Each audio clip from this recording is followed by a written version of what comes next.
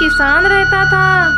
उसका गांव से बाहर एक छोटा सा खेत था जिसमें वह किसान हर साल तरह तरह की फसलें उगाया करता था। इस बार किसान ने अपने खेत में मक्के की फसल बोई थी। कुछ दिन मेहनत करने के बाद किसान की मक्के की फसल बड़ी हो जाती है। एक दिन टुनटुनी नाम की चिड़िया घूमते घूमते किसान के खेत में पहुंच जाती है और कहती है, अरे वाह, ये मक्के का खेत तो कितना ठंडा ठंडा लग रहा है। मैं ऐसा करती हूँ कि मैं अपना घोंसला इसी खेत में बना लेती हूँ। यहाँ पर मुझे और मेरे आने वाले बच्चों को गर्मी से राहत मिलेगी। हाँ, यही ठीक रहेगा। मैं आज ही यहाँ पर अपना घोंसला बना लेती हूँ। इसके बाद टुनटुनी चिड़िया उसी मक्के के खेत में अच्छी सी जगह देखकर अपना घोंसला बना लेती है और वहाँ पर रहने लगती है। इसी तरह रहते रहते टुनटुनी को कई दिन बीत जाते हैं। एक दिन टुनटुनी चिड़िया अपने 2 अंडों को जन्म देती है। अपने अंडों को देखकर टुनटुनी चिड़िया बहुत खुश हो जाती है और उनकी अच्छे से देखभाल करती है। कुछ ही दिनों में उन अंडों से 2 छोटे छोटे बच्चे बाहर निकल आते हैं। अरे मेरे नन्हे मुन्ने प्यारे बच्चों, तुम्हें बहुत तेज भूख लग रही होगी ना। मैं तुम्हारे लिए कुछ खाने को लाती हूँ, तुम अपना ख्याल रखना। इतना बोलकर टुनटुनी बच्चों के लिए खाना ढूंढने के लिए वहाँ से चली जाती है। टुनटुनी के जाते ही कुछ देर बाद किसान मक्के की फसल को देखने के लिए वहाँ पर आ जाता है। फसल को देखते ही किसान कहता है, अरे वाह, मेरे मक्के तो पूरे पक चुके हैं। अब इनको काटने का समय आ गया है। ठीक है, मैं कल ही मजदूरों को अपनी फसल काटने के लिए बोलूँगा। किसान की यह बात टुनटुनी के दोनों बच्चे सुन लेते हैं और घबरा जाते हैं। फिर कुछ ही देर में टुनटुनी चिड़िया दाना लेकर वापस आ जाती है। माँ पता है यहाँ पर एक किसान आया था।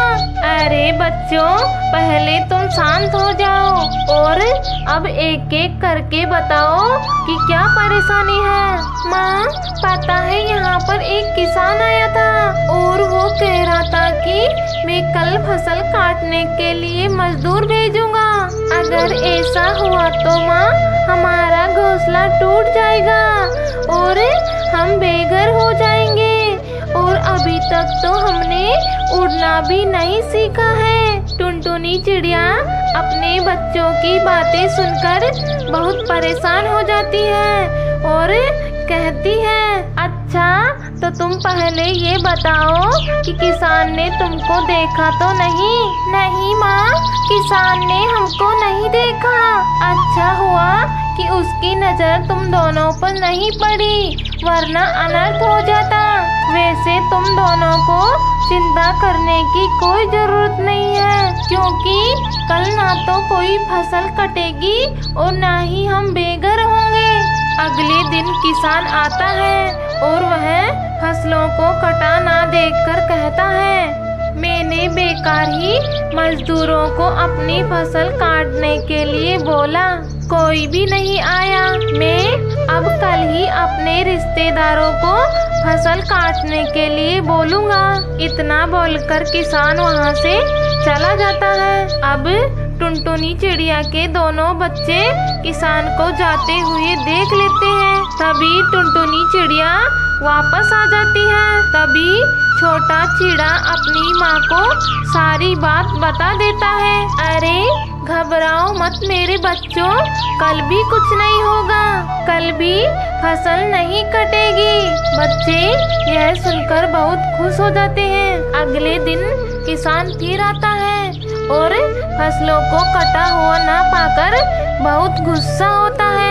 अरे ये रिश्तेदार तो सिर्फ नाम के ही होते हैं, सब के सब झूठे हैं। मैं बेकार ही दूसरों पर भरोसा करता हूँ। अब मैं खुद ही कल ये सब फसल काटूंगा, नहीं तो ये सब बेकार हो जाएगी। इतना कहकर किसान वहाँ से जाने लगता है कि तभी उसकी नजर टुनटुनी और उसके बच्चों पर पड़ती है। लो भाई, अब इन पक्षियों ने भी मेरे खेत में अपना डेरा बना लिया। ये तो मेरी फसल बर्बाद ही कर देंगे। इनको तो मैं कल ही अपने खेत से भगा दूंगा। इतना कहकर किसान वहाँ से चला जाता है। लेकिन अब टुनटुनी चिड़िया बहुत दुखी और परेशान हो जाती है। सुनो मेरे प्यारे बच्चों, अब तुम तैयार हो जाओ, कल फसल जरूर कटेगी। अब हमें ये घोंसला छोड़कर दूसरे घोंसले में जाना पड़ेगा। अब हम कहाँ जाएंगे माँ? अभी तो हम बहुत छोटे हैं और उड़ भी नहीं पाते। घबराओ नहीं बच्चों, मैं जल्दी ही कोई ना कोई उपाय ढूंढ लूंगी। अगले दिन किसान आता है और आते ही फसलों को काटने लग जाता है। कुछ ही घंटों में वह खेत की आधी फसल काट देता है। चलो आज तो मैंने आधी फसल काट दी, अब मैं थक भी गया हूँ, अब बाकी की फसल कल काटूंगा। इतना बोलकर किसान वहाँ से चला जाता है।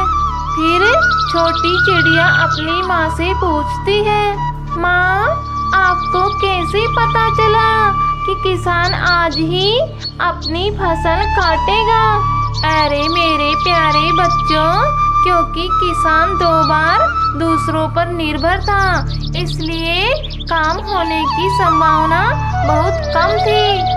पर जब उसने खुद ही काम करने की ठान ली तो वह पूरा काम करके ही मानेगा।